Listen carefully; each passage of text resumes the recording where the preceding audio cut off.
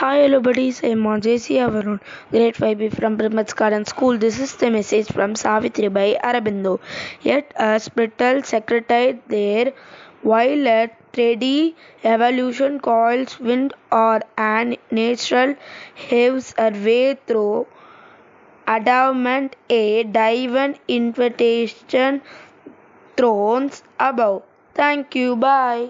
Hello buddies, நான் உங்க RJ ஷிஹன், grade 3 from Primbats Garden School.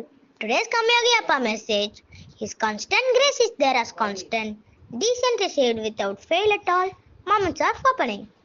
Decent creates the atmosphere for transforming. It is only aspiration that achieves that transformation.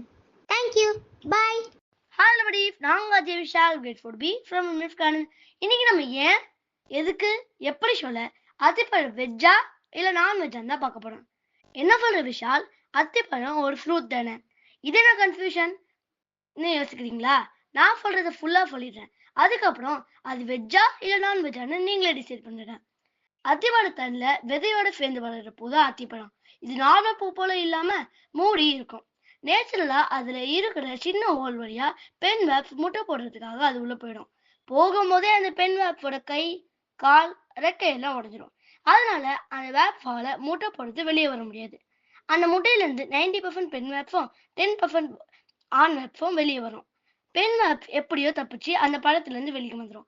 ஆனா ஆண் வேப்புக்கு நேச்சுரலாவே ரெக்கை அதனால வெளியே வர முடியாது. இப்படி இந்த ஆண் வேப் முட்டை போட போனா அந்த பெண் வேப்பும் உள்ளே இருந்து செத்து போயிடும். இது அத்திப்பழ நியூட்ரியன்ஸ்க்காக டைஜஸ்ட் பண்ணிடும். ஸோ இந்த காரணத்துக்காக தான் அத்திப்பழத்தை நான்வெஜ்னு சொல்றாங்க. ஸோ இதை கேட்டு அத்திப்பழம் எந்த கேட்டகரின்னு நீங்க டிசைட் பண்ணிட்டு எனக்கு கமெண்ட் பண்ணுங்க. அண்ட் எப்பவும் போல நம்ம சேனலை ஃபாலோ பண்ணுங்க. நெக்ஸ்ட் ஷோல பார்க்கலாம். தேங்க்யூ, பாய், ஸ்டே டியூன்.